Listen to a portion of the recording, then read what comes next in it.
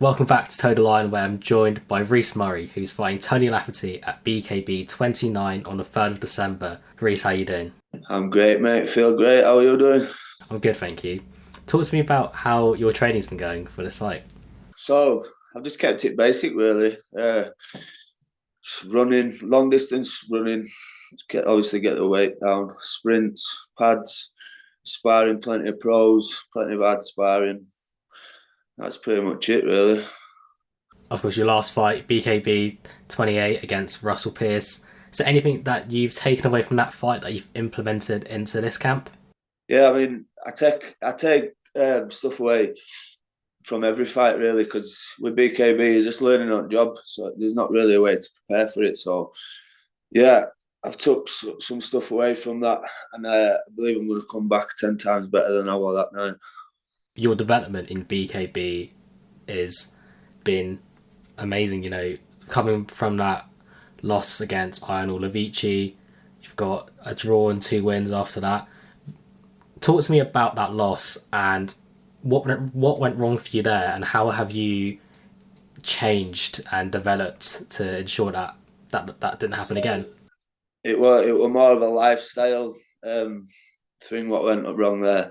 I wasn't going through the best of times. I mean, I signed the fight, and then a lot of stuff happened in my life, but I'm one of them. So if I signed to fight, I'm going to fight regardless. Um, and I just didn't take it seriously. I looked at him and I thought he just throws over hands. I'm too good for him. I'm a better boxer, and that was my mindset. And yeah, I would just go in training, and then I would go in. I went in pub every night, and just I wasn't living the life what I should have been living, and I paid the price for that.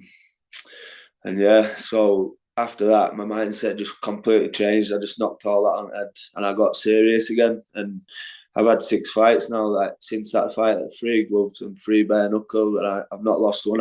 I've stopped everybody in gloves. I've knocked everybody out, and I've dropped every opponent in bare knuckle since. So yeah, I've come back firing. So you think it's more of a psychological shift rather than in the ring and training, the physical aspect. Yeah, I mean, I don't take nothing away from Levitchi. The man's an animal. Even if I had a full camp, the guy could possibly still put my lights out. You know, he's got that type of power. But I just, in my head, I just physically wasn't prepared or mentally anything. I mean, I was training. I was putting work in, but I wasn't doing what I should have been doing outside of the gym. So I paid the price for it. I've done it before many years ago in a boxing match as well, and sometimes it just happens. Sometimes I just slip off, but then I always bounce back a lot bigger, a lot better. So that's where I am now. Let's go specifically into that Levicchi fight. He caught you with a right and you went down. What was going through your head then, and what led to you sort of thinking, I can't go on? So he caught me with this bit of his knuckle, and it like really dug into my eye, and I just could not see a thing. Like I was stood looking at the corner team, and like I just couldn't be asked at the same time. I just couldn't. I didn't want to be there. That it was just one of them things. I'm sure every fighter goes through it, but I just really didn't want to be there. So my corner team just decided to pull it. They just said no. Obviously, I couldn't see it. It was one of them like everyone in my camp knew I wasn't physically prepared. Everyone tried telling me not to do the fight. But I said I'm doing it regardless. Like I needed to do it for myself, sort of thing. But then it was a mistake to do that fight. So yeah, it was a bad old do, but at the same time it was a good wake up call for me. So it's put me on the right path again. Yeah, and following from that fight, do you think there was kind of like a sense of a need for redemption after that? Yeah, well, I was just minding my own business after that, and then I think it was Leeson called me out on Facebook. So like, this is interesting because obviously he's an ex-world champion, good fighter. Thought what better way to bounce back than obviously beat him. I'm straight back in mix, then you know what I mean. But then again, more complications with that fight, weight and everything, and yeah, that were another chapter. What was just a pain in the ass, to be honest. That fight ended in a draw. What do you think contributed to that, and what stopped you from getting that win? So me personally, I feel like um, feel like the first round were pretty much even. He were on front foot. That's probably why they gave him first round.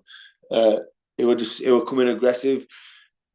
Bear in mind, I only weighed 75 kilograms. He was stood in that ring that night at about 87. So, and I didn't really put no weight on after. I was just naturally 75, you know. So,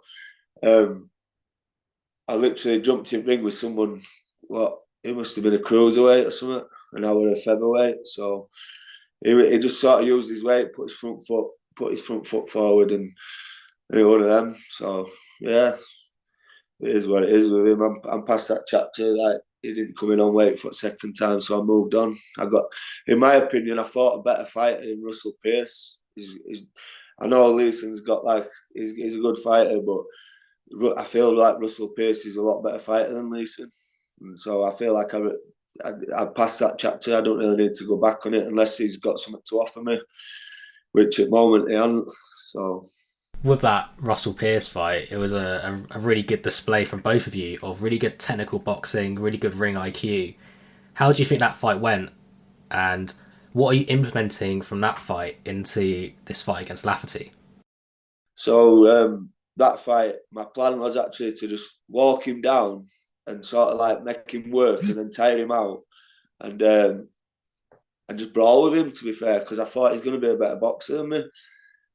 And then I started landing my jab, and I realised I was hurting him with some shots, like body jabs, head jabs. I realised I cut him, and I could see him like sort of wincing after most shots. So I got a bit excited, and I thought, right, I'm going to try to take him apart and not take no damage, because I was planning on having a bit of a brawl that day. Like, I thought that was my only way to get in. So once I started out boxing him, I thought, wow, it's working. So from the fight going forward, it's just basically working off that. But with Tony, it's going to be more of a fight. He's going to bring it in here. So, but I've covered everything. I've got all my rounds in with different styles, pro boxers, MMA fighters. I'm ready for them all. Like, I've been sparring with some of the toughest people you could meet. It's been no joke, this camp. So I'm ready. Of course, going into this fight, you've demonstrated that you've got really good technical ability, whether that be that switch stance or you're very good at keeping it a boxing match. If someone tries to bring the brawl, you're very good at being patient, keeping your composure and keeping it a boxing match. Yeah. What are you expecting Tony Lafferty to bring in this coming fight? Do you know, my mindset with stuff like that, I don't really care. Like, I'm focusing on what I'm going to do. What he brings don't really bother me. I know he's a tough guy, he's going to bring it, but this is my night. I'm doing what that's my plan. You've got to follow your own plan. Don't worry about what they're bringing. Just get in there, mix it up, and then work, get it done. That's how I look at it.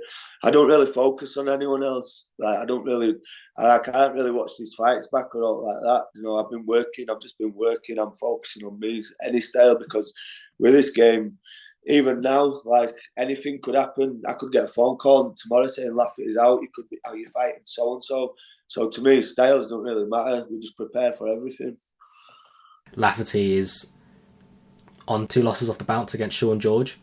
Does that make it slightly harder to kind of anticipate what he might bring? Because obviously he's going to be implementing changes following those 2 losses, right? Oh, yeah, obviously, but them fights were close. You know, it's not like he took the first and maybe, yeah, Sean, he took it quite comfortably, but the second, and a lot of people are arguing Tony took it, so it's not like he got a beating. Do you know what I mean? It's not like he's got proper spanked, and then now I'm fighting someone who's coming off the back of a loss. He was coming off of a fight at night, fight with a legend who were champion. You know, so I'm not taking him lightly at all whatsoever. I've trained like an absolute monster for this. I feel like I'm in the best physical shape I've ever been in. It's biggest opportunity I've ever been given, so I'm not wasting it. With regards to Tony and his style, I know what he's like. He might try boxing, he might try brawling, but like I say, we've covered every aspect of it, so I'm just ready to go, ready to rock. This is for the vacant British featherweight title. Does that play into your mind at all when you're training, or is it something you've put aside and you just focus on getting the win? Nah, I'm already champion. I just need to go and collect my belt now. That's it. That's my mindset. A lot of people mistake me for very cocky, but I'm not. I'm just very confident. You've got, if you say it, over and over again, it will eventually come true. So I just look at me and my coach have always spoke about it since this fight got announced. We've said, you're already champion. Now just go and get the belt. That's it. So that's my mindset. I'm already number one. I've just got to go and prove it now. You're one of the most experienced technical boxers in BKB. What do you have in your repertoire that you think kind of puts you in that position, and where do you think you rank amongst BKB fighters?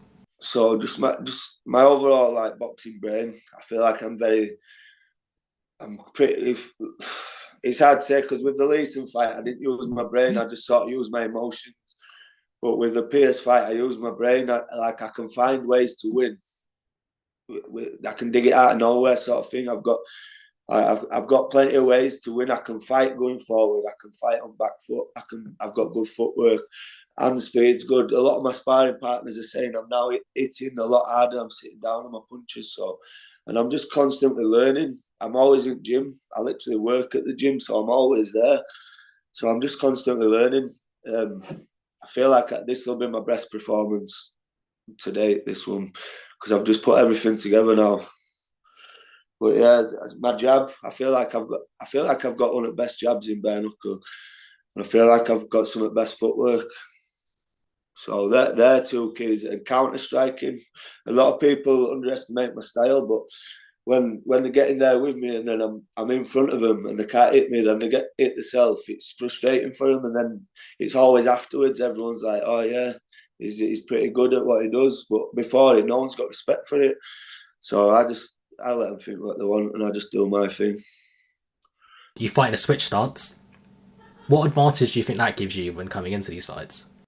A lot, because you've got to, when you're fighting a switch hitter, you've got to worry about two backhands. So and it's a different style of defending as well. It's same to be fair, when I do switch southpaw, if I'm fighting orthodox, I've got to be worried about that right hand. So, but we drill that, because I drill stuff southpaw and I'll drill stuff orthodox. Like whatever I do orthodox, I'll do southpaw as well, just so it's there if I need it. But yeah, you just got a lot more shot selection with both stances.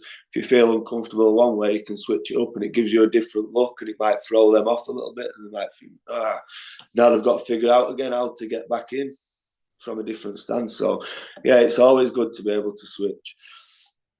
Do you think that switch stance means that you have to train a lot harder? Because obviously you're doing these drills orthodox, but you also got to do them southpaw as well. Yeah, I suppose. But I'm hardest working in room anyway. Like I literally turn up at my gym, and we call it Shark Tank, and I'll literally have 30-second rests, and I'll spar 15 fresh people one after another for 15 rounds. Like I'm hardest working in the gym, so I don't really think about that. I just keep going. Yeah. Do you think that work rate makes all the difference? Yeah, definitely. That's one thing we've worked on for this is work rate, because obviously it's going to be an high-paced fight. And my last one was pretty slow-paced, and I think that's what a lot of people look at and think, he just likes to sit behind jab, but I can throw combinations. I can let them go. It's just I've got to be in the right fight. Someone's got to let me do that, if you know what I mean. Like I've got to bounce off their style, and then I can mix it up plenty of ways. I can brawl. Like no one's ever seen me brawl, but come and watch me at gym. Like I take it to people and I put it on them. But in bare knuckle, I don't really think like that. I think more hit and not get hit. Is that increase in work rate, is that part of that mindset shift that you've had since the Levitchi loss? Yeah, I've got fitter and fitter for most fights since then. To be fair, like because I'm always in the gym, it's just muscle memory now. It's all just sticking with me. Before I'd have a fight, and then I'd have 2 months on beer before I even started training again. I'm not doing that now. I'm literally having a fight. I'm not even really drinking. I might have a couple of beers after the fight or whatever, and then I'm straight back in gym next week if I ain't got no injuries. And that's why I've been active all year. I'm just getting fitter and fitter. I think for this fight, it's probably the fittest I've ever been, because it's the lowest in weight I've ever started at. I started this camp at like 81 kilogram. I'm normally up at like 85, 86. So that's been a breeze off my shoulders. Like I've not had to worry about, like most of the time you spend your first 4 or 5 weeks cutting weight and just worrying about that, and then it takes away from your training. I haven't had to do that this time. It's all been focused training, drills, game plan, fitness, cardio. You know, we just covered it all. I've had more time and more energy to do stuff with this camp. And like I said last time, having to cut calories, drop all that weight so fast. Now it's been a breeze. Jumping from 3 rounds to 5 rounds, how are you feeling about that?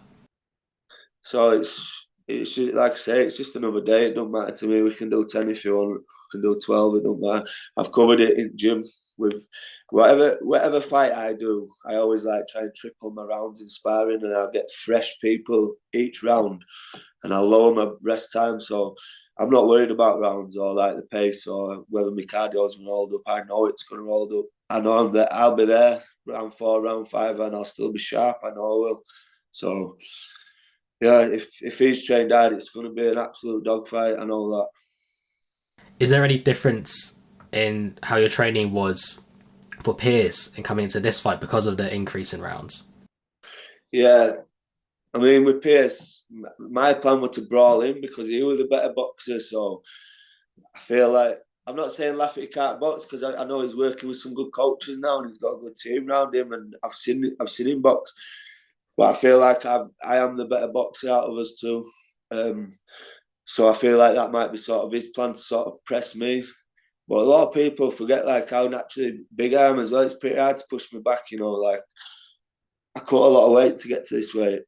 Sooner or later, I'm going to have to go up because I can't really get down to it as easy as I used to.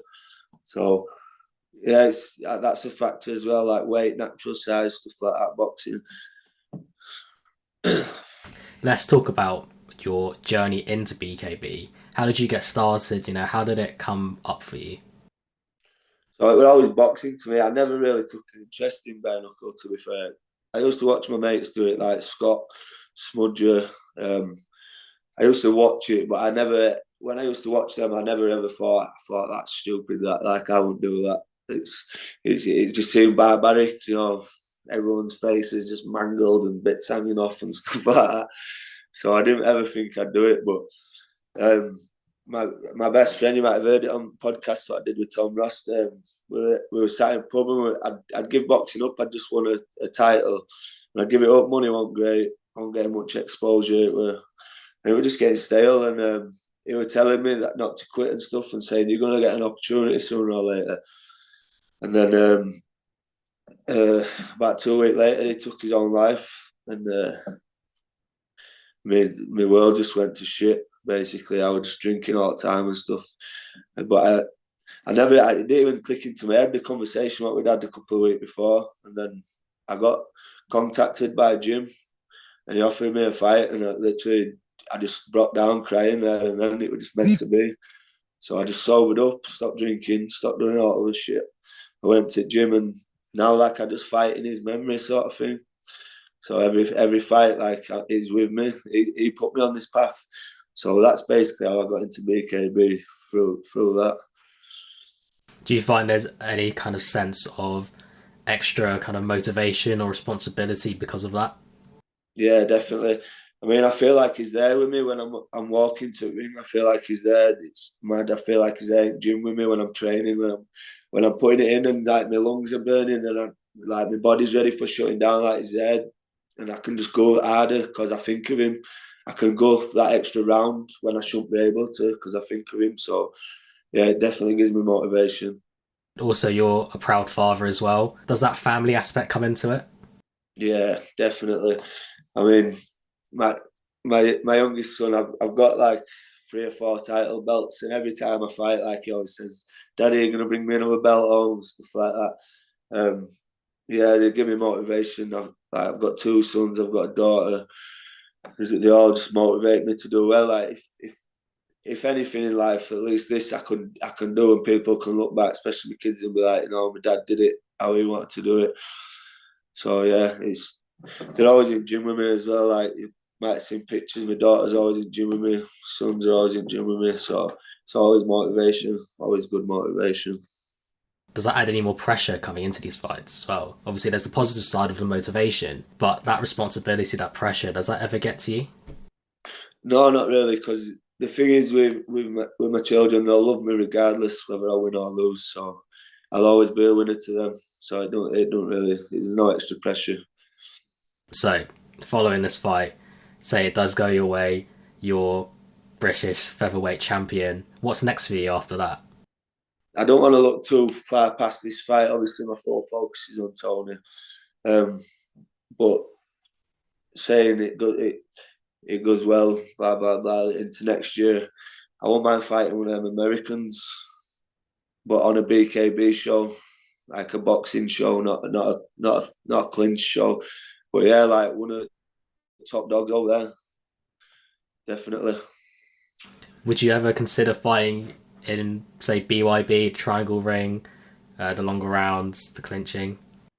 Yeah, I mean the rounds and that don't bother me. The longer rounds, it's more the clinch stuff. Like it take like you see them Americans over there. They're all like MMA fighters and stuff, so they're already like trained and it's like second nature to them. This, whereas me, I'd have to spend 6 months in gym learning that style, and then it'd take away from my boxing.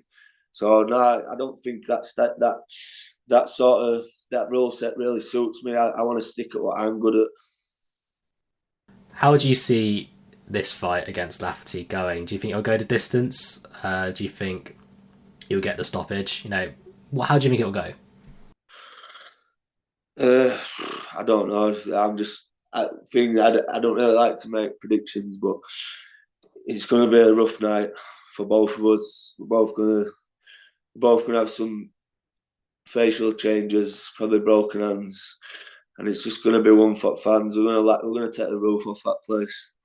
So that's what I do know. May the best man win. I respect Tony. I like him a lot, and it's going to be a cracking fight. I can't wait. Well, Reece, best of luck. Reece Murray fights Tony Lafferty at BKB 29 on the 3rd of December. Thank you, Reece. Cheers, mate. Thank you.